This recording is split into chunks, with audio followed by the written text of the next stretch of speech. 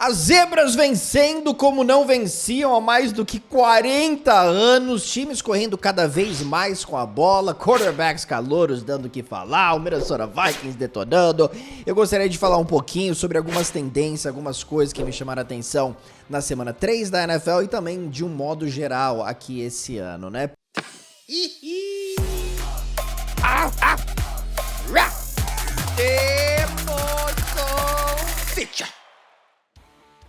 A gente tá vendo uma mudança, né? E me surpreende, sinceramente, porque a gente não tá vendo esses jogos explosivos dos quarterbacks nessa temporada, né? A gente não tá vendo jogos de 300 jardas com consistência, as jogadas espetaculares com passes em profundidade. Obviamente, de vez em quando acontece, né? A gente teve algumas jogadas aqui no último domingo, né? Que foram explosivas e tudo mais.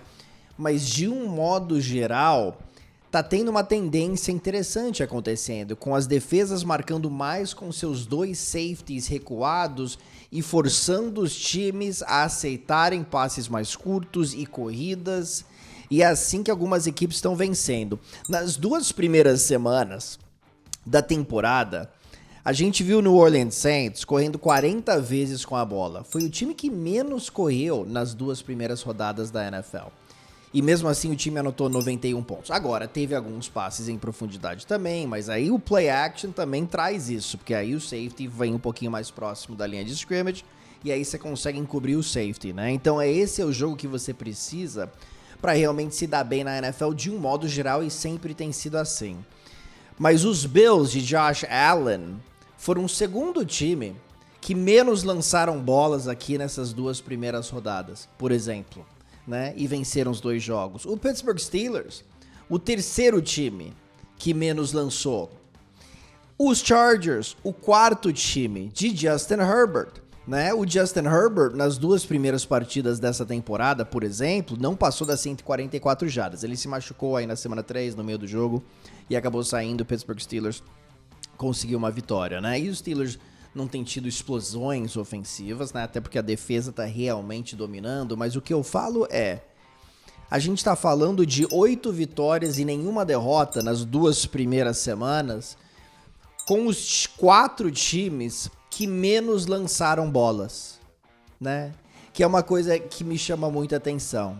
Se a gente pegar o jogo de domingo entre os Falcons e os Chiefs, eu quero falar um pouquinho dos Chiefs daqui a pouquinho também. O Patrick Mahomes, ele lançou 39 bolas, ele completou 26 para 217 jardas. Os Chiefs tiveram uma jogada aérea que rendeu mais do que 17 jardas. Foi um passe de 27 jardas. E eu sei que na semana 2 teve o passe em profundidade para o Rashee Rice, 44 jardas e tudo mais. Só que o Patrick Mahomes teve apenas 151 jardas naquela partida. Como que aconteceu a interceptação do Mahomes aqui nesse último Sunday Night? Foi num passe que ele forçou lá na área dos safeties e o Justin Simmons foi lá e conseguiu a interceptação. Tirando essa jogada, o Mahomes se contentou com os passes curtos porque era aquilo que a defesa estava dando, né? Várias campanhas longas de Kansas City porque o time correu bem com a bola. Também aí com o Carson Steele e gastou relógio. Mas foi um modo diferente de Kansas City vencer, sem tantas jogadas explosivas. E o Patrick Mahomes também tem no arsenal, e sempre teve, o screen, o passe rápido, o passe curto, a gente sempre viu isso também de Kansas City. Mas de um modo geral, a gente via mais jogadas explosivas, não só dos Chiefs, mas de todas as equipes da liga, né? Então eu tô muito intrigado para ver o que acontece aqui nas próximas semanas, com os coordenadores defensivos usando os dois safeties. Se você corre melhor com a bola, aí você precisa chamar a atenção do safety. Recuou dois safeties, tem que correr com a bola, né? Então esse jogo de xadrez é muito interessante e nesse início de temporada a gente tem visto muitos jogos com poucas jardas aéreas, né? Que é uma coisa que me chama a atenção. A gente olha nos jogos, por exemplo, desse último domingo. O Baltimore Ravens teve 43 corridas, 43 de suas 60 jogadas foram corridas. 72%, que foi o maior número do Baltimore desde 2006. E é interessante porque o Todd Monken foi justamente contratado, coordenador ofensivo, pro time ser um pouquinho mais explosivo no jogo aéreo, né? Mas o Lamar Jackson tá correndo muito, e o Derrick Henry teve 151 jardas nesse jogo contra os Cowboys. O Detroit Lions até que teve um pouquinho de confusão, né? Na semana 2, os Lions anotaram apenas 16 pontos, lançaram demais a bola, né? A proporção de passes para corridas foi uma coisa bizarra. Pois bem, nessa segunda semana o time correu 43 vezes com a bola, estabeleceu a linha de scrimmage, não anotou 40 pontos, mas conseguiu administrar bem o jogo, o relógio, e venceu por 20-13 fora de casa contra o Arizona Cardinals, né? O Saquon Barkley foi contratado esse ano para realmente ser aquele diferencial na posição de running back lá em Filadélfia, e tá sendo, né? Quer dizer, da semana 2 não foi um diferencial positivo com aquele drop, mas no último jogo 2 touchdowns, 147 jardas. Então, eu acho que você tem que ter essa habilidade de vencer de formas diferentes, né? E aí eu queria destacar aqui o Kansas City Chiefs, porque para mim a gente ainda não viu o melhor do Kansas City Chiefs nessa temporada. O time tá 3-0. Eu vejo essa defesa, a defesa detonou aqui o Atlanta na última rodada. Adorei o jeito que eles jogaram, muito agressivo nas linhas, na linha de scrimmage. A defesa dos Chiefs contra o passe é sensacional. A gente viu pouquíssima separação dos recebedores do Atlanta Falcons, mas eu acho que de um modo geral a gente ainda não viu o melhor de Kansas City, né? Porque o Travis Kelce ainda não apareceu, o Xavier Worthy teve alguns bons momentos, mas eu acho que é um jogador que ainda vai evoluir, e o Patrick Mahomes ainda não mostrou o seu melhor, mas eu gostei da maturidade do Mahomes depois das 2 interceptações contra Cincinnati, voltando para essa partida de novo, não forçando passes, aceitando o que a defesa estava concedendo, e eu sinceramente acho que a gente ainda pode ver um Kansas City Chiefs bem melhor, talvez um time melhor do que o time que a gente viu no ano passado. É simplesmente assustador. É simplesmente assustador pensar nisso. Então essa mudança aí no jogo terrestre, jogo aéreo e tudo mais, muito interessante. Você vê o Minnesota Vikings, por exemplo, Sam Darnold, que eu quero destacar também. Sam Darnold e Kevin O'Connell, eu já falei, o Kevin O'Connell é o treinador do ano nesse momento. Você entra lá na Stake, ele é o favorito, tá pagando 4-1. Né, fazendo sua apostinha lá na Stake, não é verdade? E o Sam Darnold agora fica só atrás do Aaron Rodgers no prêmio do Comeback Player of the Year, né, jogador que mais deu a volta por cima. 4 touchdowns, apenas 181 jardas na vitória do Minnesota Vikings contra o Houston Texans. Né, e o que ele tá jogando é uma barbaridade, e eu te falo, cara, é muito legal, porque é um jogador que foi selecionado em 2018, cedo no draft, na posição número 3, nunca fez nada na carreira na NFL, sempre descartado, né, dos Jets, né, saiu dos 49ers, não foi titular lá, tentou lá em Carolina, acabou não dando certo, agora tá em Minnesota, e cara, ele tá jogando, ele tá clicando muito bem aqui com o Kevin O'Connell, tá lindo de ver a equipe do Minnesota Vikings, e eu acho que o Kevin O'Connell, acho que ele ganha cada vez mais respeito no mundo da NFL com essas 3 vitórias, porque a gente já sabia que o Kirk Cousins era um quarterback competente quando ele saiu de Washington e foi para Minnesota, a gente já sabia que era um ótimo quarterback, tá? Então o que ele fez lá em Minnesota, ele elevou seu nível, ok, se deu bem aí no sistema do Kevin O'Connell, maravilha. Mas aí chega o Sam Darnold e a gente fala assim, cara, o Minnesota tem tudo para ser a 4ª força dessa divisão.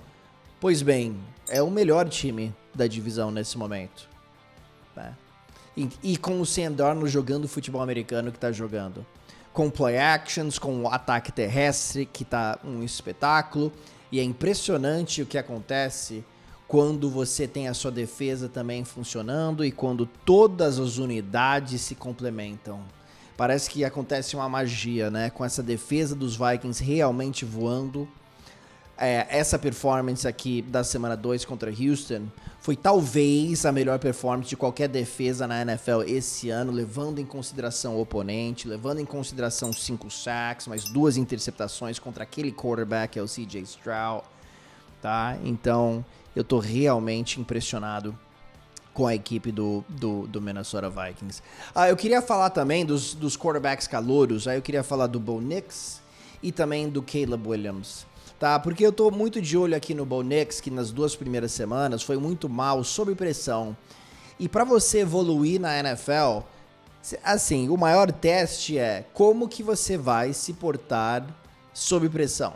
Então, na semana passada, na semana 2, o Bo Nix realmente não foi bem. Enfrentou a defesa do Pittsburgh, que tá detonando. Os Broncos anotaram apenas 6 pontos em casa e perderam o jogo por 13-6. Ele também não foi muito bem contra Seattle no primeiro jogo da temporada sob pressão. Pois bem, o Tampa Bay é um time que manda muito blitz. É um dos times que mais mandam blitz. Ele viu blitz em 51% de seus dropbacks nessa semana 3, tá? Ele viu blitz em 22% nas 2 primeiras rodadas. Ele teve um aproveitamento de 58% nos passes contra essas 2 primeiras defesas, apenas 83 jardas contra o blitz. Aí o Todd Bowles, que é o treinador do Tampa, falou assim, cara, eu vou mandar blitz o jogo inteiro contra esse menino. E foi isso que aconteceu. E ele teve as respostas, com 116 jardas contra o blitz, 63% o aproveitamento nos passes. E protegeu bem a bola, nenhuma interceptação, né? Passou das 200 jardas, correu um pouquinho com a bola e o Denver Broncos foi lá para Tampa e venceu por 26-7, amassou o Tampa Bay Buccaneers. Então, o primeiro jogo que a gente vê aqui do Calouro, que a gente fala assim, cara, é por isso que ele foi uma escolha de primeira rodada. Foi bonito de ver, mostra evolução. O que a gente quer ver de jogo a jogo é a evolução do Calouro, porque a gente sabe que não vai ser perfeito no primeiro ano, né? A não ser que você seja o CJ Stroud, ok? Não foi perfeito pro CJ Stroud, mas a evolução dele foi uma coisa assim de outro planeta, tá? E aí do outro lado a gente vê o Caleb Williams, a gente ainda não viu muita coisa do Caleb Williams. O primeiro jogo não foi bem, no segundo jogo a gente viu alguns momentos, mas a segunda etapa foi terrível. E nesse último jogo contra o Indianapolis Colts, ele teve 363 jardas, lançando mais do que 50 bolas e lançou 2 interceptações, tá? Então os números não são bons, mas ele foi sacado 11 vezes nos últimos 2 jogos. Quando eu vejo esses números, todos esses números me mostram uma tremenda de uma inconsistência da linha ofensiva do Chicago, que eu achava que ia ser boa esse ano, cara. Nas 2 posições de tackle, eu gostava também dos 2 guards, aí o Nate Davis e o Tevin Jenkins, e eu sinceramente estava otimista em relação ao Chicago, mas é impressionante o que acontece quando a sua linha ofensiva falha, né? Seu quarterback calouro tá lançando muitas bolas, porque você não consegue correr com a bola, enfrentaram a pior defesa terrestre da NFL nas 2 primeiras semanas, não fizeram nada correndo com a bola. Isso forçou muito o braço do Caleb Williams. Aí você tem o Keenan Allen machucado, a gente já viu isso no passado. E a gente simplesmente, por causa da linha ofensiva, por causa da juventude também na posição de calouro, os wide receivers, que a gente achava que poderia ser o melhor trio, um dos melhores trios da liga, o Romeo Odunze, o DJ Moore e o Keenan Allen, que tá machucado, como eu disse, não tá funcionando, tá sem nada demais e os Bears não estão conseguindo pontuar, né? Então, óbvio, o quarterback merece muita responsabilidade, mas como é bom você poder evoluir trabalhando atrás de uma boa linha ofensiva.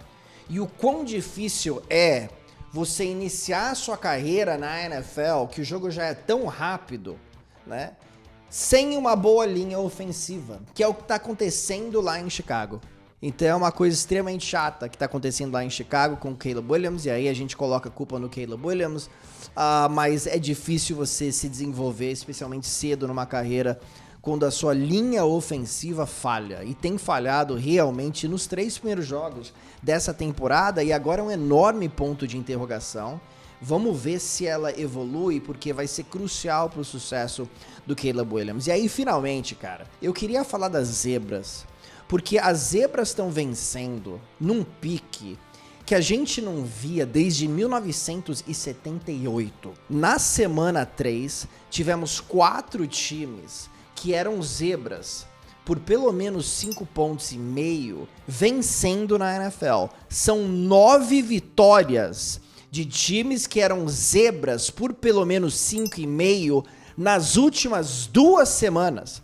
A gente não via tantas vitórias assim num período de 2 semanas desde as semanas 8 e 9 de 1978. Então uma coisa é você ser zebra por 2, 3, 4. Outra coisa é você ser zebra por 5, 6, 7 e vencer. E tá acontecendo com uma incrível frequência. Cara, Carolina vencendo os Raiders. Né? Os Rams vencendo os 49ers e estavam perdendo por 21-7. Denver indo pra Tampa e amassando os Bucks. Que tal os Giants também vencendo os Browns num jogo que os Giants tiveram 8 sacks. Cleveland era favorito também por 5,5. Então, é muito surpreendente, né? E tá afetando também as nossas apostas, né? Porque o povo Paulo também tá sofrendo um pouquinho aqui. Mas é impressionante que os times de zebras por pelo menos 5,5 cobriram 13 de 15 jogos. Eu falei, né? Venceram 9 de 15, cobriram o spread em 13 de 15. Isso que mostra, né, a paridade da NFL. E aqui uma curiosidade, tem aquele Eliminator Challenge, né, que você, toda semana, você escolhe um vencedor. Se você perder, você tá eliminado. E aí quem sobreviver, né, o Survivor, até no fim, ganha, correto? Então, no Eliminator Challenge, 19% dos participantes nessa última rodada apostaram nos Bucks, 18% nos Raiders, 13% nos Browns. Todo mundo foi eliminado, 90%. 90% de quem tá no Eliminator Challenge, 90% dos participantes já foram eliminados, a gente tá na semana 3. É uma coisa absurdamente bizarra, mas mostra a beleza da NFL. As zebras realmente estão soltas, com os Giants, como eu disse, pressionando o quarterback, e o Daniel Jones sendo eficiente, o Malik Nabers fantástico nessa última rodada, com os Broncos também, com vários blitz criativos em cima do Baker Mayfield, e o Bo Nix, calouro, protegendo bem a bola, né? E também o Andy Dalton estreando nessa temporada como titular e extraindo o melhor de Deontay Johnson. Chuba Hubbard jogou muito bem, e agora os Raiders têm uma incerteza na posição de quarterback que me traz a mais um destaque aqui. O Antonio Pierce, treinador dos Raiders, ele precisa tomar cuidado. A gente tá na semana 3 e ele já tá pensando em mudar o seu quarterback. O Gardner Minshew foi importante na vitória contra os Ravens na semana 2. Ele não foi bem nessa última partida. Aiden O'Connell entrou na reta final e agora tem incerteza aí na posição de QB. E o Antonio Pierce também, que tá em seu primeiro ano como titular, como técnico. Ele foi técnico interino por alguns jogos no ano passado. Falou que achou que muitos atletas não deram o máximo aí nessa última partida, tomando decisões relacionadas a negócios, né? Ou seja, eu não vou me machucar aqui, né? Porque eu tenho um contrato, ok? Ou eu quero um novo contrato, calma aí, eu não vou me machucar. E que o time também vai tomar algumas decisões, business decisions, né? Então eu acho que ele tem que tomar muito cuidado com o que ele fala publicamente. O vestiário gostou muito do que ele fez no ano passado, mas você começa a mudar de quarterback, você começa a ter aspas controversas aí, às vezes você pode perder o seu vestiário. Então, só um alerta aqui, toma cuidado. Foi uma derrota terrível, obviamente, contra o Carolina Panthers, mas todo o time gosta de consistência, de um treinador com uma mensagem consistente. E quando essa mensagem oscila, isso daí pode ser prejudicial. Não é verdade, meus amigos? Então é isso aí. Só algumas coisas, alguns pensamentos aqui nesse início de temporada, semana 3, temporada de um modo geral. Tá muito interessante, tá muito imprevisível. E essa é a beleza da NFL. Eu mencionei a Stake, tem uma promoção muito legal para você que gosta de apostar. Se você aposta no vencedor, se seu time estiver vencendo no fim do terceiro período por pelo menos 7 pontos e perder o jogo, como foi o caso, por exemplo, do São Francisco 49ers, você ganha a aposta até $100, perto de R$550, tá? Então tem várias promoções assim lá na Stake, muito interessante. Lembrando que com o código Povo Paulo, clicando aqui no link aqui embaixo, fazendo seu primeiro depósito, você ganha o dobro do valor depositado até $100, R$540, com o código Povo Paulo. tá bom? É um bônus para você poder apostar, me parece ser um bom negócio. Beleza? É isso aí, meus jovens, falamos em breve aqui. Um grande abraço a todos vocês. Tchau! Muito engraçadinho esse novo vídeo, eu te falo. Muito safadinho esse vídeo.